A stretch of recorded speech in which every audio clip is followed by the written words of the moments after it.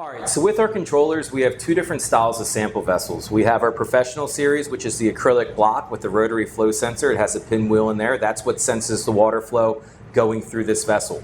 We also have our standard package. Our standard package comes standard with our HCC controllers, but with our CAT series controllers, you have the option between either the standard package or the pro package. The standard package has a plastic blow molded flow vessel with a float style flow switch. The good thing is with these sample vessels, they essentially operate the same. Water comes in on the left, out on the right.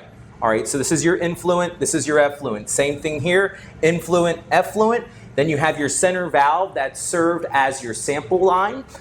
So we can actually do a sample, test your water chemistry, open the valve up, cut like an 8-inch piece of the 3/8 OD tubing that comes with the controller, and you can test your water chemistry from right there.